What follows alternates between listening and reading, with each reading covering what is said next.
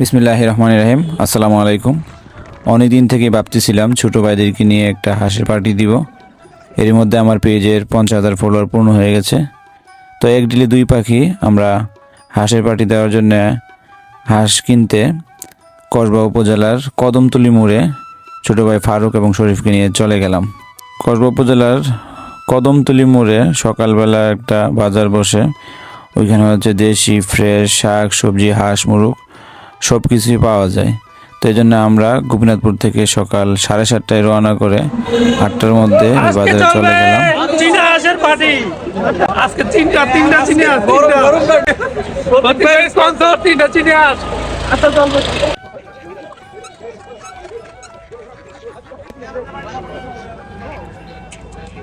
তো হাঁস কিনা শেষে আমরা হাঁসগুলো নিয়ে বাড়ির উদ্দেশ্যে রওনা করলাম। এখানে একটা বলার বিষয় হচ্ছে যে বাইকে করে আমরা কসবা উপজেলায় গিয়েছিলাম, সেই বাইক হচ্ছে শরীফের এবং ড্রাইভ করতেছিল ফারুক। তো আমার এখানে কিছু টাকা বেঁচে গেল, যাতায়াতের ভাড়া লাগে নাই এবং নিজেকে ড্রাইভও করতে হয় না।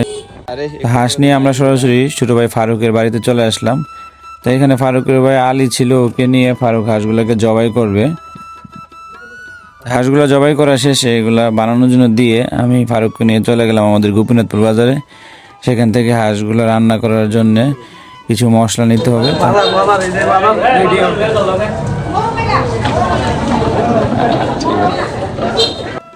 মশলার বাজার শেষ করে আমরা চলে যাব কাঁচা বাজারে। কাঁচা বাজার থেকে আমরা লেবু শসা টমেটো কাঁচামরিচ এগুলো নিব।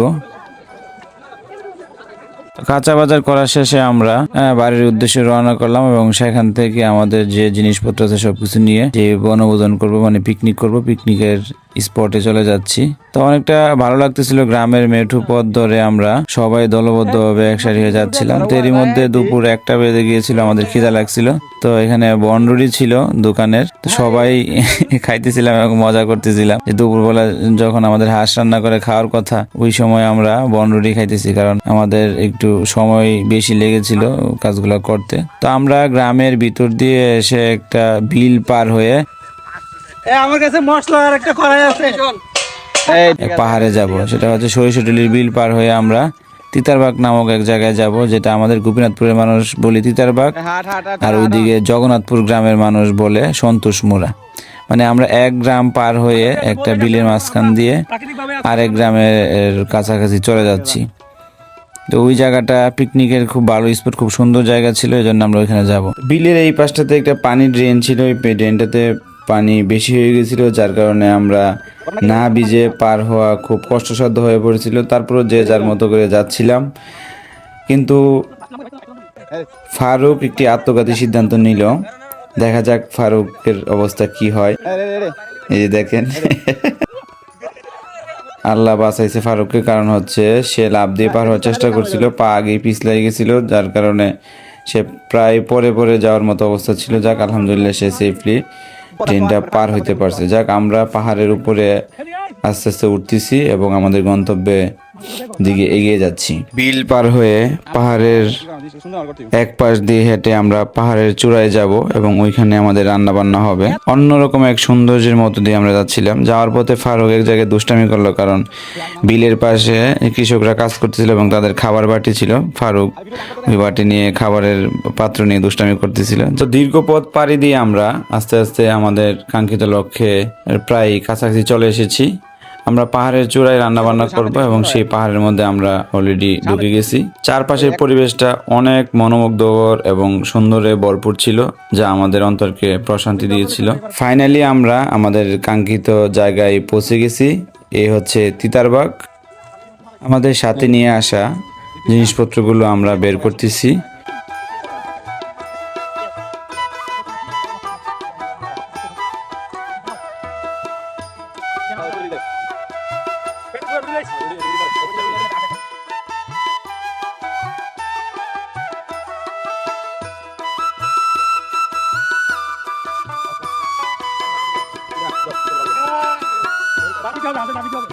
হ্যাঁ ক এই চালগুলো ধুয়ে আনবো, ওই বাড়ির থেকে যাইছি না। হ্যাঁ, আর এই পানি আনবো, দুইটা ইয়া দিয়েছি। হ্যাঁ ঠিক আছে, আমরা আগে ভাত বসাবো, তারপরে আমাদের মাংস। সিয়াম এবং শরীফ পাশের বাড়ি থেকে পানি আনতে গেল আর এই ফাঁকে ফারুক চুলা তৈরির কাজ করতেছিল। তো এরই মধ্যে শরীফ, ফারুক এবং হচ্ছে ফাহিম তারা পানি নিয়ে চলে আসলো। আর চুলার কাজও প্রায় শেষ। এর মধ্যে আবার আমাদের আরেক শরীফ খান সাহেব ব্যাংকার, সে চুলা তৈরির কাজে হাত লাগালো। তো সব কিছু মিলিয়ে আমরা রান্নার কার্যক্রম আস্তে আস্তে সামনের দিকে এগিয়ে নিয়ে যাচ্ছিলাম। টোটাল ভিউটা উপর থেকে এই যে দেখেন, আমরা যেই পাহাড়ের চূড়ায় পিকনিক করছি সেটা হচ্ছে এটা। আর চতুর্দিকে হচ্ছে বিল, যেটাকে বলা হয় সরিষাডুলির বিল, এবং এটা দুইটা গ্রাম, সম্ভবত 2-3টা গ্রাম বাড়াইও আছে ওই পাশে, 2-3 গ্রামের মাঝখানে অবস্থিত। তো আমরা চুলা বানানো শেষ এবং লাকড়ি দিয়ে আগুন ধরানোর জন্য ট্রাই করতেছিলাম, কিন্তু আগুন জ্বালাইতে একটু কষ্ট হচ্ছিল। আগুন ধরতেছিল, একটু ধোয়া হচ্ছিল, লাকড়িগুলা কিছুটা ভিজা ছিল, তেমন একটা শুকনা ছিল না। তারপরেও আমরা বন জঙ্গল থেকে বিভিন্ন শুকনা লাকড়ির ব্যবস্থা করতেছিলাম। এই যে হচ্ছে আমাদের আরও কিছু রুটি রয়ে গেছে, যেগুলো আমরা হয়তো খিদা লাগার এক পর্যায়ে খাবো। তা আমরা জাল ধরানোর জন্য সর্বোচ্চ চেষ্টা করতেছিলাম, যে আগুন ধরে না, একদম ধোয়া অবস্থা।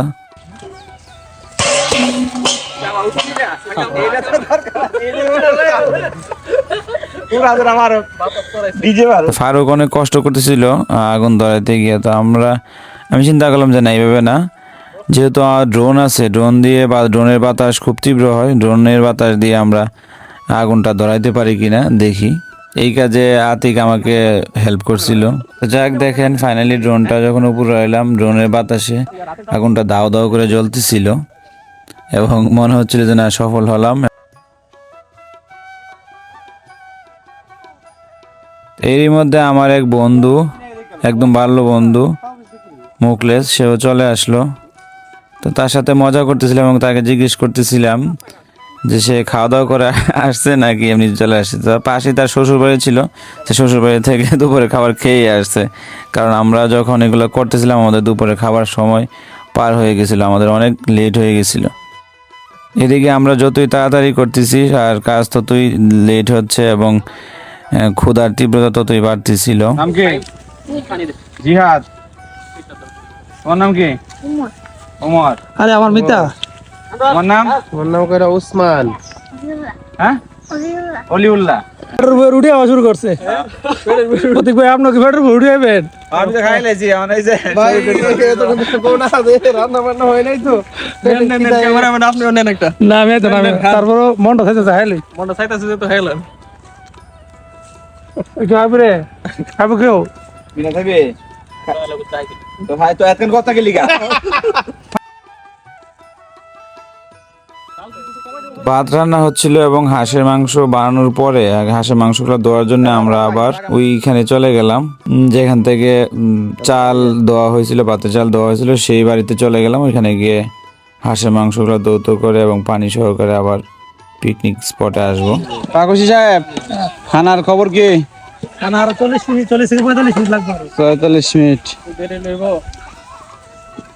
পাঁচ ঘন্টা অনকায় টাইম না কর না কিরে? বাজে 3:28।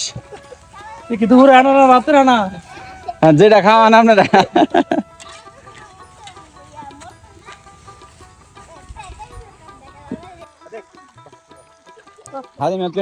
কই যাস তোরা?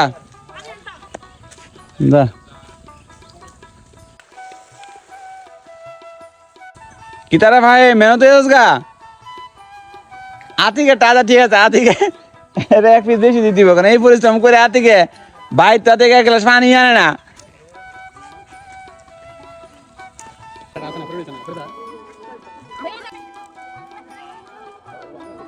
রান্না প্রায় শেষ পর্যায়ে আর আমাদের খিদার মাত্রা একদম উপরে চলে গেছিল, যার কারণে আমরা দূরে দাঁড়িয়ে অপেক্ষা করতেছিলাম এবং বিভিন্ন ধরনের আলাপ আলোচনা করতেছিলাম আর অপেক্ষা করতেছিলাম যে কখন রান্না হবে আর আমরা খাইতে বসতে পারবো। একটা দিকে আসছে 4:20। ফাইনালি রান্না শেষ, এখন হচ্ছে খাওয়ার পালা বা পরিবেশন করার পালা।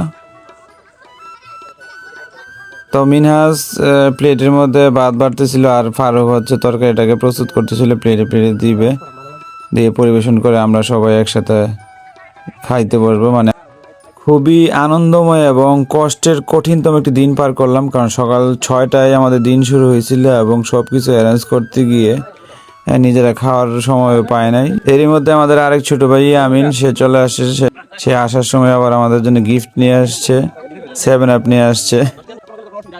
আলহামদুলিল্লাহ সারাদিনের পরিশ্রম এবং ক্লান্তি শেষে আমরা খাইতে বসলাম এবং এরকম একটা সুন্দর মুহূর্ত আমরা উপভোগ করতে পারছি। আল্লাহর কাছে লাখ লাখ কোটি কোটি শুকরিয়া। এবং আমরা খাইতে বসতে বসতে প্রায় 4:30 বেজে গেছিল, মানে মাগরিবের সময় প্রায় হয়ে যায় যে অবস্থা ছিল।